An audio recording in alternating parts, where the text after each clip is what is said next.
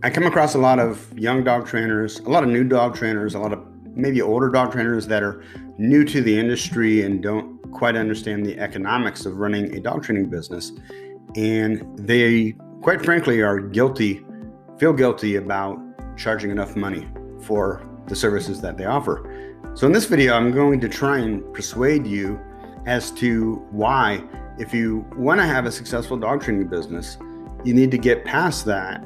And you need to really charge not only what you're worth, but what you should be charging in order to build and actually sustain a business. Stick with me.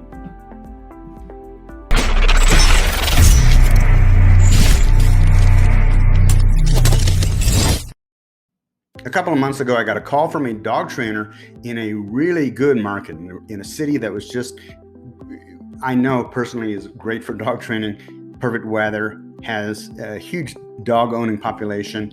And he had started up this business, and he told me, he called me because he wanted us to run Google Ads for him.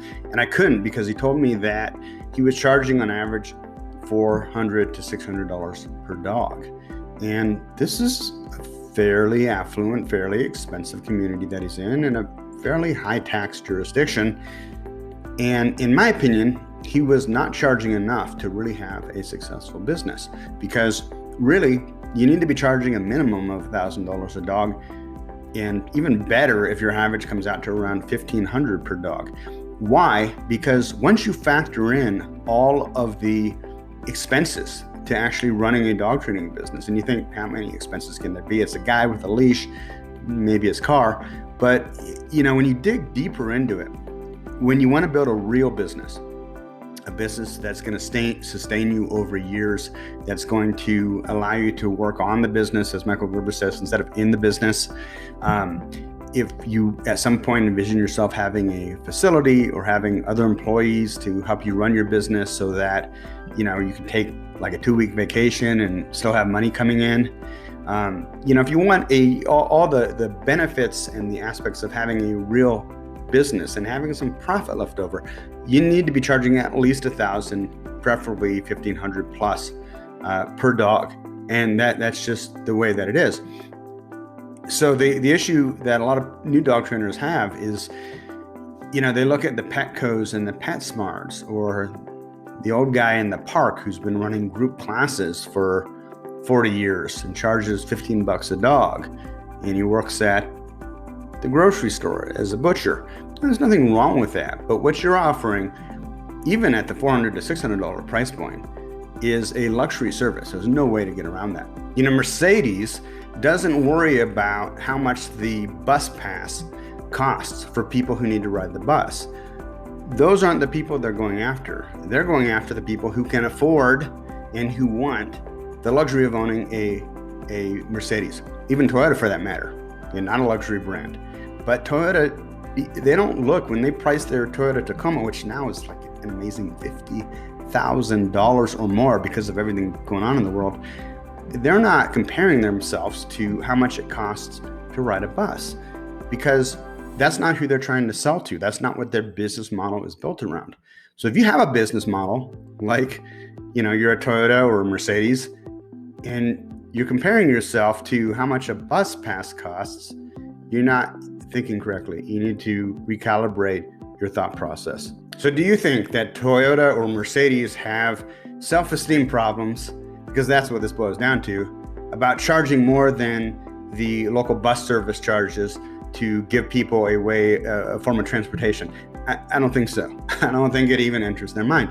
But for a lot of dog trainers, they look at what they're doing, and I really think it comes down to a self-worth, self-esteem, self-value in regard to the service that they're offering, saying, I feel bad about charging $600, let alone $1,000 or $1,500 or $3,000 or $4,000 or $6,000, right? Can you imagine? They feel bad about that because they see the people riding the bus paying the bus dog trainer prices, and they think that what they have to offer is basically similar to that. And so how do I justify charging so much more money? Well, you do have to figure out how to deliver way more value, because if If you're only delivering $15 worth of value and you're charging $1,500 for that, that's not sustainable. It's no bueno, and you're taking advantage of people. So you need to figure out, what services do I provide that justify charging this amount of money. Now, really where the problem I think comes in is that people are already insecure about charging $400 to $600 for a dog training program, and they look at the people charging $1,000 or $1,500 or more, and it just blows their mind. They have no idea how they're doing that or how they can justify doing that or anything. But the reality is, and I've said this many, many times, is that the market determines your price point. You set your price point, but you don't determine what people will pay or not pay. The dog owners will pay you based on the value that you demonstrate to them, on how much that help that you're offering is worth to them. Okay, and they'll either pay it or they won't. But typically, if you know how to structure your offer, if you have a compelling sales message, and yes, it is sales. Everything we do in life is selling. You can do that in a way where they will decide, whether or not it's worth that value or not. And you don't have to feel guilty about that, because they're adults and they're spending money on all kinds of things. I mean, here's a test. Go into any hood, any barrio, any bad part of town, and you'll look at what people are spending their money on. And typically, you'll see no shortage of expensive cell phones, of cars that have expensive rims and have outrageous stereo systems. Heck, frequently, I'll see people driving nicer cars than I drive, and I'm a millionaire. Okay, it doesn't make sense, but the thing is, people are adults, and they'll trade their money for what they perceive as value that is greater than the money that they're trading it for. So your job as a dog trainer is to figure out how to offer a dog training program or dog training programs that are in excess, or have the perceived value of being in excess of the money that you're asking them to trade it for, and to not feel guilty if they decide to take you up on that offer, because they perceive the value as being greater than the money in their pocket. Wealthy or not wealthy, doesn't matter. Now, typically, the difference between a $600 dog training program and a $1,500 dog training program is simply price and how it's marketed, how it's presented. Let me give you an example, because I know there's many of you sitting there in your chair thinking, yeah, but there's no way people will kind of spend that in my city or in my neighborhood or the area that I service. Well, I know a guy charging $3,000 just to teach the come. Nothing else, just to teach the come. And if he's able to do that, he's able to sustain himself and have a successful business doing that. All the power to him. You can't say that he's taking advantage of people, because they all have access to every other dog trainer and every other program that's being offered out there, and yet they choose to work with him because he's able to offer something that the other people can't.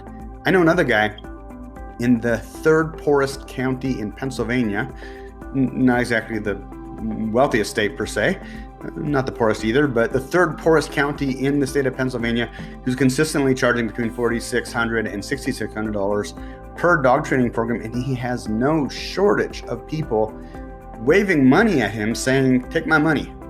So how is he able to do that? Why is he able to do that? And I don't think it's fair to make a judgment call on that individual and say he's taking advantage of people while I'm charging $600 and that's more fair. Somehow in your mind, it's more fair that you're charging less. Well, you're not charging $15. So you're, by a multitude of, 30, 50 times, you're overcharging if you want to take that train of thought.